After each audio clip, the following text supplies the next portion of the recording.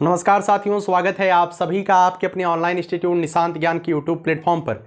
मैं नितिन उपाध्याय आप सभी साथियों का स्वागत करता हूं, अभिनंदन करता हूं। आज की इस वीडियो में मित्रों गणित की वीडियो मैं आगे दे रहा हूं। कल मैं जो है आपको गणित के समुच्चय का पहला चैप्टर आपको मतलब पहली पार्ट आपको पढ़ाया था। आज कुछ चीज़ें मैं आपको कोरिलेट करके पढ़ाने का प्रयास करता हूं। जो चीज़ें शायद छूट गई थी उसे मैं पढ़ा देता हूं। निश्चित तौर पे बहुत बेसिक सी चीज़ें आपके डीएलएड एग्जाम में समुच्चय चैप्टर से पूछे जाते हैं, तो निश्चित तौर पे इन दो वीडियोज से आप अपने आप को जो है समुच्चय में अपने आप को कॉन्फिडेंस महसूस करा पाएंगे और यहीं से सवाल आने वाले हैं, तो आपको टेंशन लेने की कोई भी आवश्यकता नहीं है। ठीक है, तो सबसे पहले मित्रों हम बात करते हैं, उसी श्रृंखला को आगे बढ़ाते हैं और आज हम बात करते हैं मित्रों उपसमुच्चय की।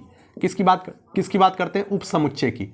अगर आपसे पूछा जाए कोई भी समुच्चय देकर के आपसे पूछा जाए कि इसके उपसमुच्चयों की संख्या बताइए, ठीक है, तो उपसमुच्चयों की संख्या के एक फार्मूला होता है, आप लिख लीजिएगा। उपसमुच्चयों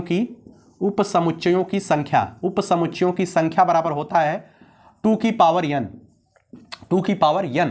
और जो n है, n जो है जहां n जो है n अवयवों की संख्या है, n जो है अवयवों की संख्या है।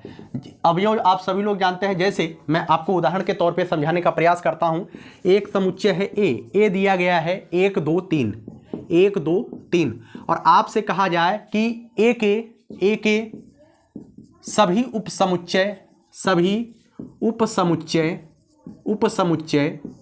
समुच्चयों की संख्या बताइए। ए के सभी उपसमुच्चयों की संख्या बताइए। आपसे पहला क्वेश्चन यही पूछा गया है और आपसे कहा गया कि ए के सभी उपसमुच्चयों की संख्या बताइए। तो आप क्या करेंगे? तो आप कहेंगे कि उपसमुच्चयों की संख्या का जो फार्मूला होता है आप लिखिएगा, उपसमुच्चयों की संख्या बराबर 2 की पावर n। तो 2 की पावर n का मतलब अवयवों की संख्या। अवयव कितने? 1 2 3, 3 अवयव है। 2 की पावर 3, 2 की पावर 3 का मान कितना हो जाएगा? 2 दूनी 4 दूनी 8 हो जाएगा। अर्थात अगर ए के उपसमुच्चयों की संख्या पूछी जाएगी तो 8 आएगा, इस बात को ध्यान रखिएगा। और अगला जो सेगमेंट है, आपसे क्वेश्चन किया जा सकता है ए के सभी उपसमुच्चय लिखिए। आपसे एक किया जा सकता है ए के सभी उपसमुच्चय लिखिए। ए के सभी उपसमुच्चय लिखने के लिए आपसे पूछा जा सकता है, तो ए के सभी उपसमुच्चय आप कैसे लिखेंगे? ध्यान रखिएगा। सबसे पहला उपसमुच्चय जो होता है आप ध्यान रखिएगा, उसे कहते हैं रिक्त समुच्चय। तो रिक्त समुच्चय को हम फाई से प्रदर्शित करते हैं, तो आप पहले फाई लिख दीजिए। उसके बाद जो होता है एकल समुच्चय, तो एकल समुच्चय में आप कैसे लिखेंगे? 1 लिख दीजिए, उसके बाद 2 लिख दीजिए, 2 लिख दीजिए, उसके बाद जो है 3 लिख दीजिए। ठीक है, एकल समुच्चय हो गया। अब 2 में आप इसे तोड़ सकते हैं, 2 में तोड़ दीजिए। 1 हो गया 1 2, ठीक है, 1 हो गया 1 2 और 1 हो गया 1 लिख देंगे। ठीक है, 1 3 लिख देंगे। बाद आपने लिखा 1 3, उसके बाद आप लिख सकते हैं 2 3। ठीक है, आप 2 3 भी लिख सकते हैं। क्या लिख देंगे? 2 3, उसके बाद 1 2 3 लिख दीजिए। आपका जो है 8वां उपसमुच्चय प्राप्त हो गया। ठीक है ना? कैसे लिखेंगे? पहले रिक्त समुच्चय लिखेंगे, उसके बाद एकल समुच्चय कर देंगे, उसके बाद 2 पार्टों में इसे विभाजित कर देंगे, आपका उत्तर आ जाएगा। और कितने उपसमुच्चय आपको प्राप्त हुए? 1 2 3 4 5 6 7 और 8 उपसमुच्चय आपको प्राप्त हो गए। ठीक है, तो उम्मीद करता हूं आप उपसमुच्चय और उपसमुच्चयों की संख्या आप लिख सकते हैं आसानी से। ठीक है, चलिए अब आगे हम बात करते हैं मित्रों, किसकी बात करते हैं? सार्वसमुच्चय की बात करते हैं। किसकी बात करते हैं? सार्वसमुच्चय की। ठीक है, ध्यान से सुनिएगा, आसान है, कुछ भी कठिन नहीं है। सार्वसमुच्चय मित्रों, सार्वसमुच्चय का मतलब क्या होता है? मित्रों सार्वसमुच्चय जो है हम इसे यूनिवर्सल सेट कहते हैं। क्या कहते हैं? यूनिवर्सल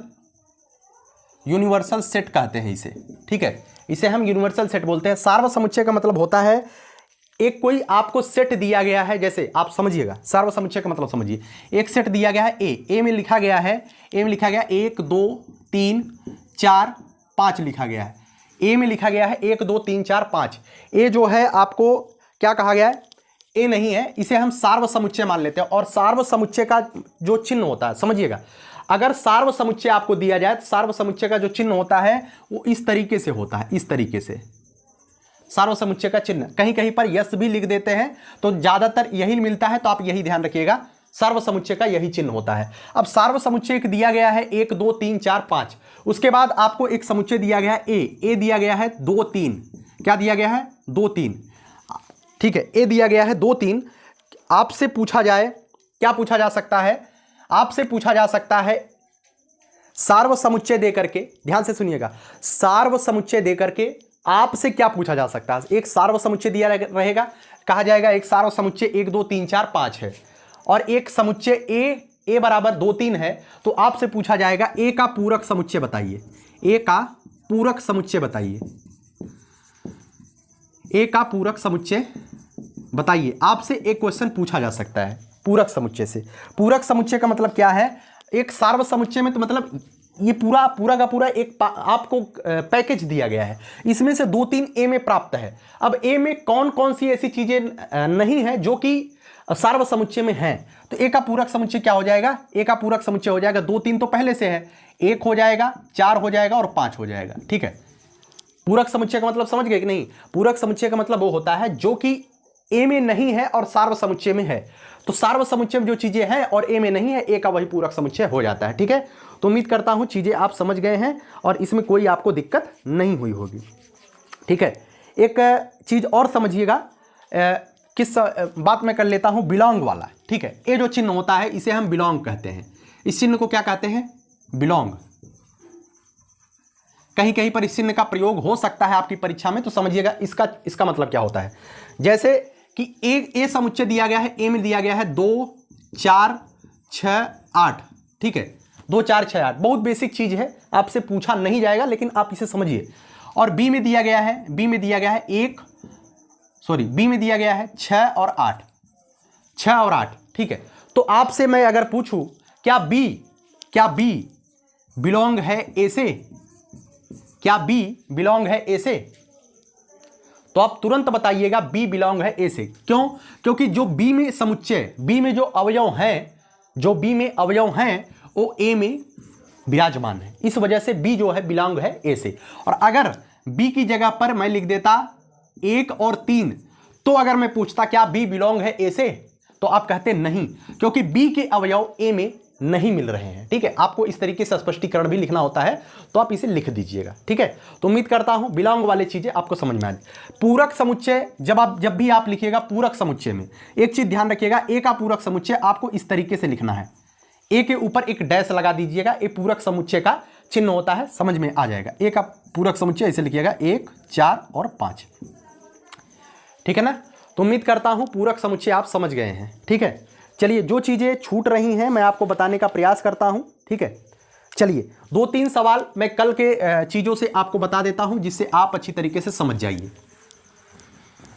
ठीक है, चलिए एक क्वेश्चन आप ले लीजिए। यदि ए बराबर 2 3 4 5 6, ठीक है, बी बराबर दिया है 3 4 5 और सी बराबर दिया है 1 3 5। ठीक है, तो आपसे क्वेश्चन किया जाए A union B intersection C. आपसे एक क्वेश्चन पूछा गया है, 3 समुच्चय दे करके इसका मान आपको बताना है। ठीक है, ए बराबर दिया गया है 2 3 4 5 6, बी बराबर दिया गया है 3 4 5, उसके बाद सी बराबर दिया है 1 3 5।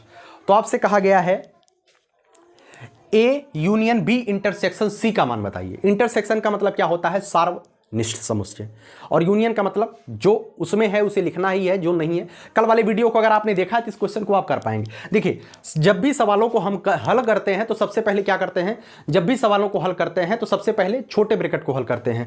तो इसका मतलब सबसे पहले बी इंटरसेक्शन सी का मान निकालेंगे। बी इंटरसेक्शन सी का मान कितना हो जाएगा, बी इंटरसेक्शन सी का मतलब बी इंटरसेक्शन सी का मतलब जो बी में है और सी में भी है, जो बी में है और सी में भी है। इंटरसेक्शन का मतलब यही होता है, कॉमन निकालिए। बी और सी में कॉमन क्या है, 3 है 5 है 5 है, मतलब 3 और 5। बी इंटरसेक्शन सी का मान आ गया 3 और 5। ठीक है, और ए का मान आपको पहले ही पता है। ए का मान कितना है, 2 3 4 5 6। ठीक है, ए का मान आपको पहले ही पता है। अब आपको क्या निकालना है, A union B intersection C निकालना है, बी इंटरसेक्शन सी निकालना है, यही निकालना है ना।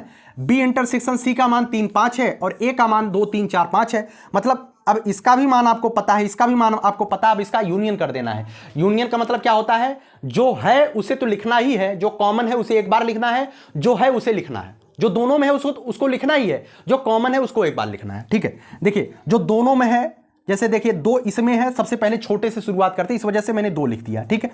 3 देखिए इसमें भी है, इसमें भी है, तो 3 एक ही बार लिखेंगे। 4 देखिए इसमें है तो इसमें जरूर लिखेंगे, यूनियन में जरूर लिखते हैं। 5 इसमें है मात्र एक बार 5 लिखेंगे। 6 इसमें बचा है, 6 भी लिखेंगे।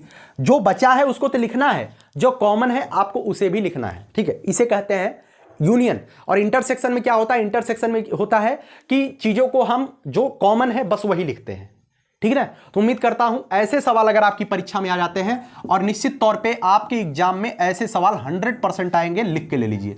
ऐसे ही सवाल आपकी परीक्षा में आने वाले हैं, 3 ठीक दे देगा। और इसी तरीके से इंटरसेक्शन और यूनियन से क्वेश्चन आपको बनने वाले हैं, या उपसमुच्चयों की संख्या से क्वेश्चन पूछा जा सकता है, ठीक है। चलिए मैं एक क्वेश्चन मैं आपको और बता देता हूं, जिससे कि एक आप मान के चलो ऐसे क्वेश्चन आपकी परीक्षा में पूछा जाता है। एक ये सीआरटी में दिया गया है, एक सूत्र पर आधारित क्वेश्चन है, उस क्वेश्चन को आप देख लीजिए बस। उसके बाद ये सेट का जो थ्योरी है, मतलब क्वेश्चंस है, वो समाप्त कर दिए जाएंगे, ठीक है। देखिए मैं एक क्वेश्चन लिखता हूं। एक क्वेश्चन है, एक समूह में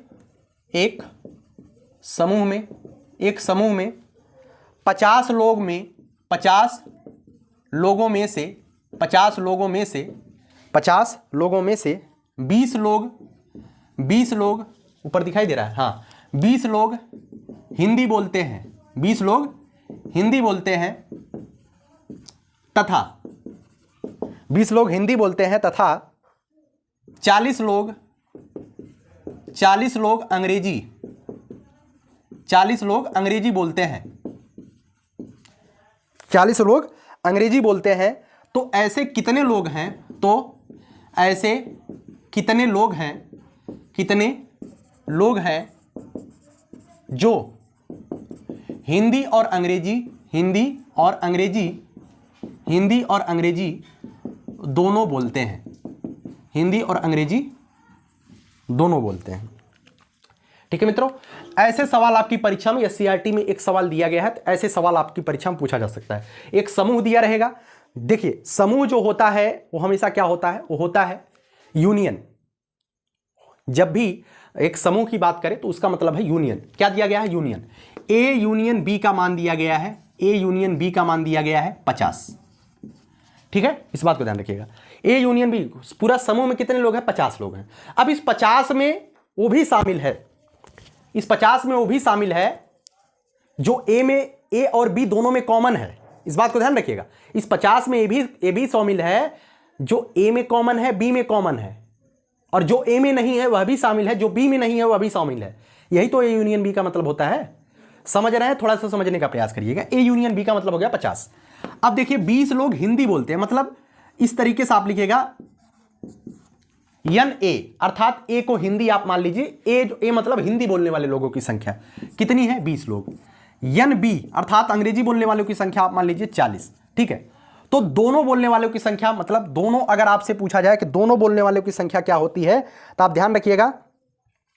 आपसे पूछा गया है यन ए इंटरसेक्शन बी, आपसे यही पूछा गया है। दोनों बोलने वालों की संख्या, दोनों बोलने वालों की संख्या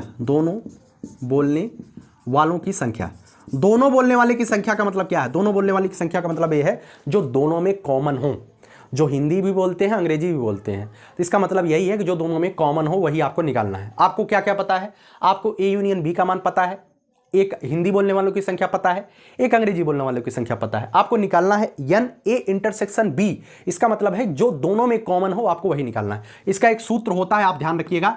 यन number of A union B बराबर होता है number of A plus number of B minus number of A intersection C B, ठीक है। इस तरीके का एक फार्मूला होता है, आप ध्यान रख लीजिए इसे।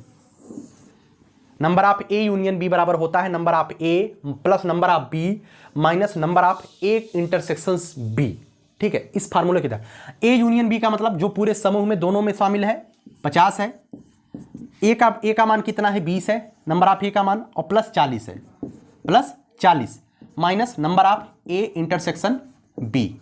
ए मान आपको निकालना है जो कि दोनों में कॉमन है, ये मान आपको निकालना है। तो यहां पर देखिए 40 20 60 हो जाएगा, 60 50 माइनस 60 आप कर देंगे, 40 20 60, यहाँ पर +60 होगा, यहाँ पर लाएंगे -60 हो जाएगा। 50 - 60 बराबर minus number of A intersection B. ठीक है, तो आप देख रहे हैं इसे -10 आ जाएगा, -10 बराबर -n मतलब number of A intersection B. ठीक है, तो यह माइनस से माइनस कैंसिल मतलब number of A intersection B बराबर हो जाएगा 10। ठीक है, तो अर्थात अगर आपसे क्वेश्चन किया जाए ऐसे ही सवाल, ऐसे एससीईआरटी में एक सवाल दिया गया तो निश्चित तौर पे आपसे सवाल पूछा जा सकता है। इस वजह से मैंने बताया इसी क्वेश्चन, इसी सूत्र पर आधारित सवाल पूछा जाएगा, ना कि कहीं अलग से कुछ पूछा जाएगा। बस इसी सूत्र पर आधारित सवाल पूछा जा सकता है। ठीक है, क्या पूछा जा सकता है? एक समूह दिया रहेगा, उसमें यूनियन एक बताया जाएगा, इसमें इतने ग्रुप में इतने लोग शामिल हैं। जैसे कि आपसे कहा जाए कि कुछ लोग जो है, कुछ लोगों को जो है एक समूह में कितने लोग हैं? एक समूह में 100 लोग हैं। ठीक है, एक समूह में 100 लोग हैं, 100 लोग हैं। 20 लोग जो है, 20 लोगों को इसमें दिया गया 50 लोगों को करेला पसंद है, 50 लोगों को करेला पसंद है। ठीक है, 50 लोगों को करेला पसंद है और 70 लोगों को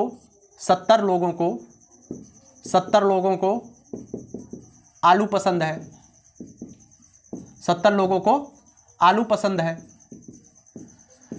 तो ऐसे कितने लोग हैं? तो ऐसे कितने लोग हैं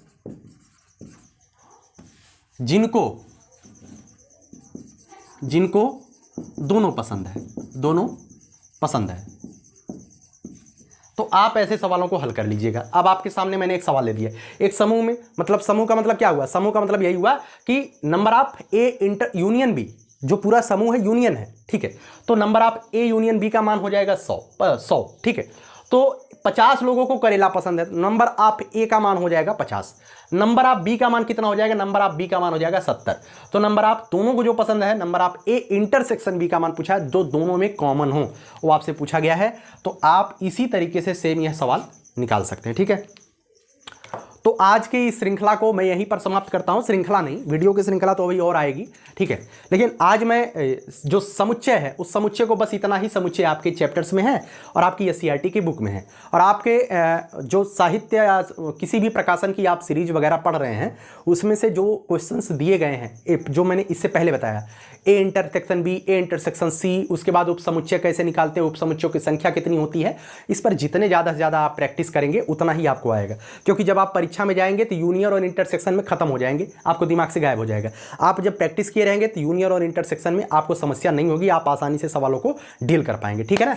तो उम्मीद करता हूँ वीडियो अच्छे से पसंद आई होगी।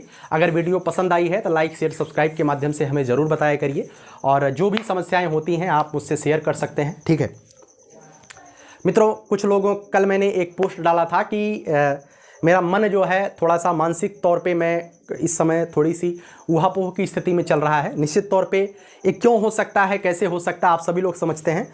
मन अशांत क्यों रहता है या मन किम कर्तव्यमूढ़ क्यों होता है?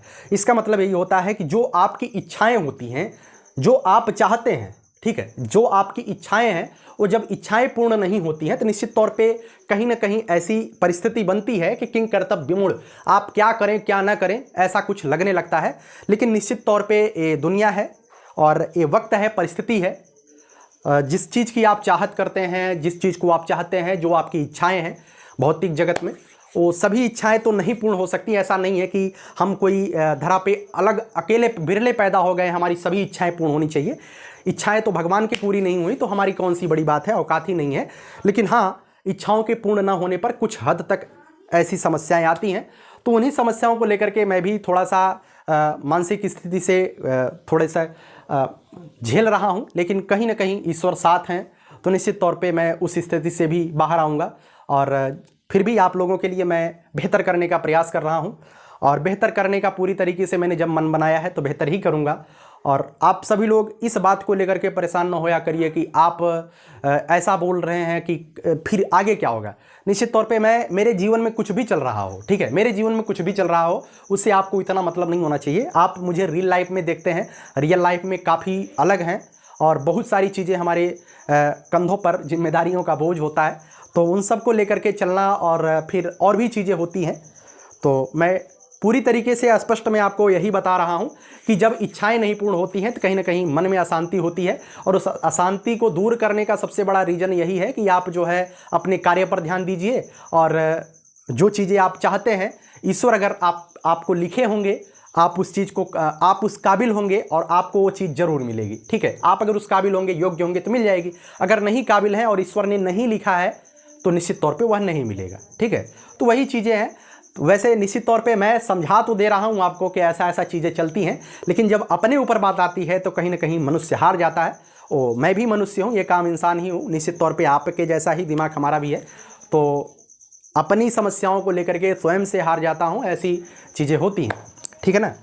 चलिए, जो भी है जैसा भी है, तुलसी स्वार्थ मित सब परमार्थ रघुनाथ, जो भी होगा ईश्वर बेहतर करेंगे, ये मुझे विश्वास है।